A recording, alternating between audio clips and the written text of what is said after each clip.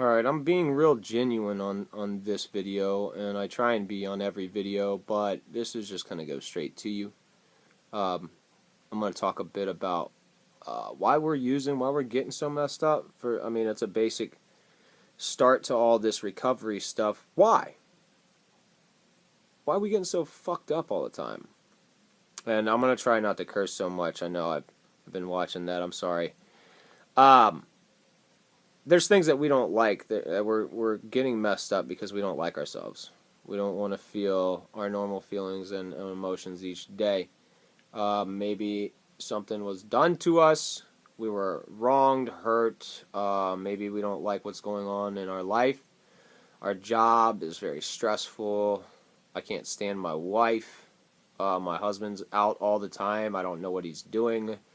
So hey, I'm at home chugging a bottle of wine, and understandably so.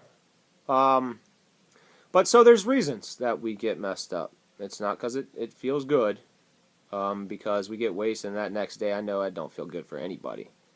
It's the same thing with being dope sick. If anybody thinks that feels good, they're not actually human beings. So something's going on. We're coping with drugs and alcohol so we can escape reality, so we don't have to feel ourselves anymore. And it's the underlying issues in many cases why people don't understand. I don't know why I just can't quit. Well, that's because you haven't dealt with what's going on in your heart yet, and it's what you got to do. I see so many people going back and relapsing and things like that when I know damn well that they're not getting counseling or therapy or anything like that.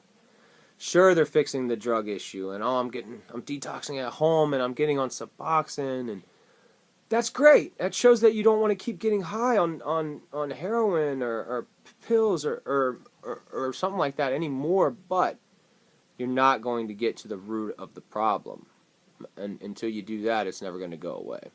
So I encourage you all to, kind of wake up a little bit and realize why you're doing what you're doing, and start accepting in your heart and in your mind that, hey, I need some help getting out of this. I can't do it alone. I can't do it at home because there's shit deep down that I need to get off my chest.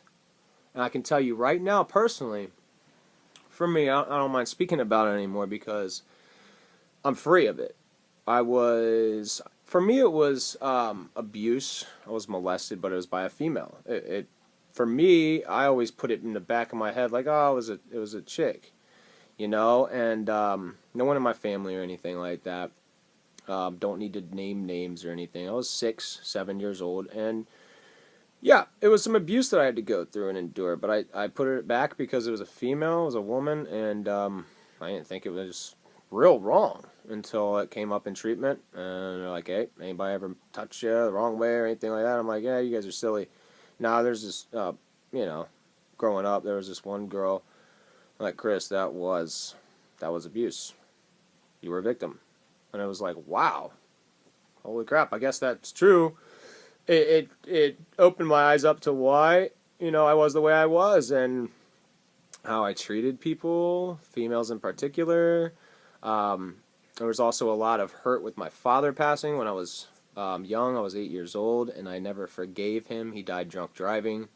I was very angry and bitter at that, and I used that as an excuse to use a lot. You don't know me. I lost my dad. You know what? You have your dad and mommy at home, and go on with yourself. I justified it and I rationalized it and covered it up, and it's all because I didn't like, who I was. I didn't like feeling my feelings. I liked going to another place, and Never Land and not feeling anything.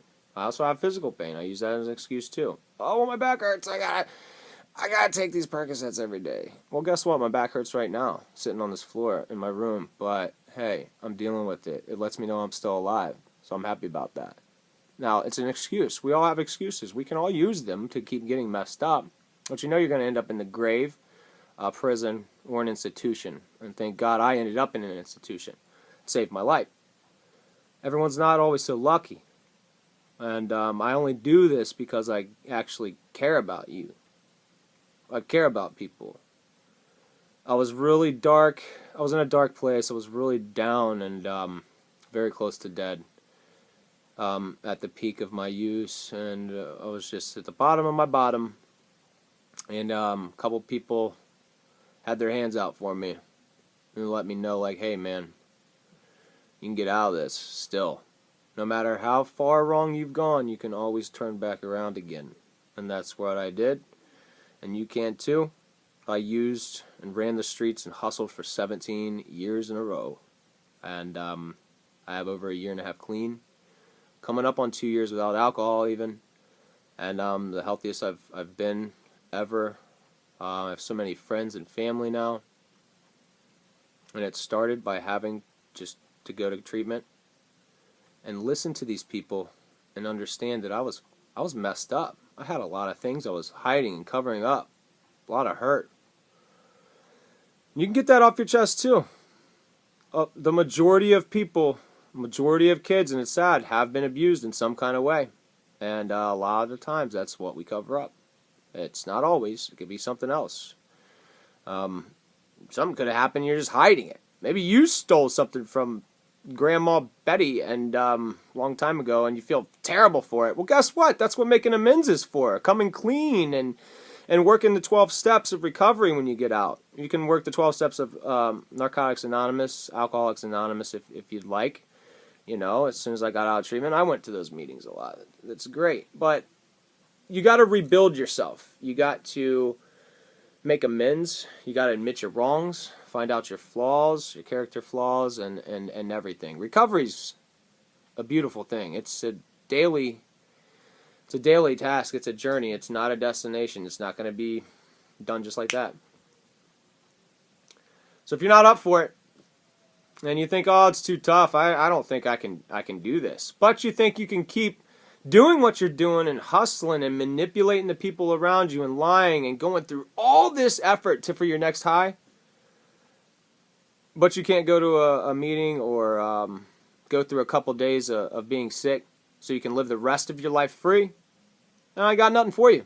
And you're just simply too weak to do it. You got to get treatment. You got to get some help. We will help you do that. You just got to reach out. You got to be serious. You got to really want to change your life. Start getting to those underlying issues and roots. Then they can't hold you hostage anymore. You're free.